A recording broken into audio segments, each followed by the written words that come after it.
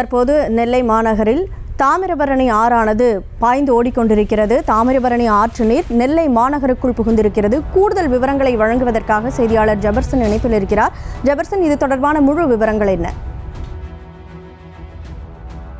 தொடர்ந்து பெய்து வரும் கனமழை காரணமாக நெல்லை மற்றும் தூத்துக்குடி மாவட்டங்கள் முழுமையாக வெள்ள நீர் சூழ்ந்திருக்கிறது. தற்போது நாம் பார்க்கக்கூடிய காட்சி நெல்லை ஈரடுக்கு பாலம். தொடர்ந்து இந்த ஈரடுக்கு பாலம் வழியாக ஏதோ காட்டாற்று வெள்ளம் புகுந்து ஊருக்குள் புகுவது போல இந்த வெள்ள நீரானது வடிந்து வரக்கூடிய காட்சியை பார்க்க முடிகிறது. பார்ப்பதற்கே பிரமிப்பை ஏற்படுத்தும் அளவிற்கு அந்த காட்சிகள் அமைந்திருக்கின்றன. அந்த நீரில் வெள்ள நீரில் முழுமையாக கார்கள், இருசக்கர வாகனங்கள் முழுமையாக மூழ்கி போய் கிடக்கிறது.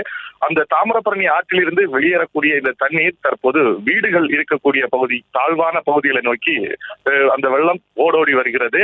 அந்த பகுதியில் இருந்த மக்கள் சிலர் அங்கிருந்து தப்பித்து வரக்கூடிய காட்சியும் பார்க்க முடிகிறது. வெள்ளம் இந்த அளவிற்கான வெள்ளம் தொடர்ந்து ஊருக்குள் சென்று வந்தால் தாழ்வான பகுதிகள் முழுமையாக மூழ்கி விடுவதற்கான ஒரு வாய்ப்பு உருவாகிவிடும். ஆகவே எந்தவித அசம்பாவித சம்பவங்களும் நடந்துவிடக்கூடாது, உயிர் சேதம் ஏற்பட்டு விடக்கூடாது என்பதற்காக அந்த பகுதி மக்களே வயதானவர்கள், முதியவர்கள் உள்ளிட்டோரை அந்த பகுதியில் இருந்து அவர்கள் மீட்டு கொண்டு வரக்கூடிய தத்தளித்தபடி அவர்கள் நடந்து வரக்கூடிய காட்சியை பார்க்க முடிகிறது. வெள்ளம் ஓரளவு இந்த பகுதியில குறையும் என்று எதிர்பார்க்கும் நிலையில் தற்போது மழையுடைய அளவு அதிகரித்து காணப்படுவதும் அருகருகே இருக்கக்கூடிய சிறிய நீர்த்தேக்கங்கள் உடைப்பு ஏற்பட்டும் அதில் வெள்ளம் அதிக அளவில் வருவதும் மறுகால் என்று சொல்லக்கூடிய அளவில் ஏற்பட்டிருக்கிறது. இதன் காரணமாக முழுமையாக இந்த வெள்ள நீர் சூழ்ந்திருக்கிறது.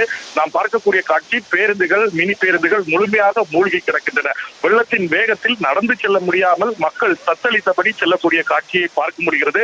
தற்போது தாமிரபரணி ஆற்றில் ஏற்பட்டிருக்கக்கூடிய வெள்ளப்பெருக்கு தான் இதற்கு காரணம் என்று சொல்லப்படுகிறது. இருப்பினும் இந்த ஊர் பகுதிகள், இதில் ஏராளமான குடியிருப்புகள் இருக்கக்கூடிய பகுதியை நோக்கித்தான் இந்த வெள்ள நீர் முழுமையாக சென்று கொண்டிருக்கிறது. மக்கள் பாதுகாப்பாக வெளியே வர வேண்டும் என்பதுதான் தொடர்ந்து அரசினுடைய கோரிக்கையாக இருக்கிறது.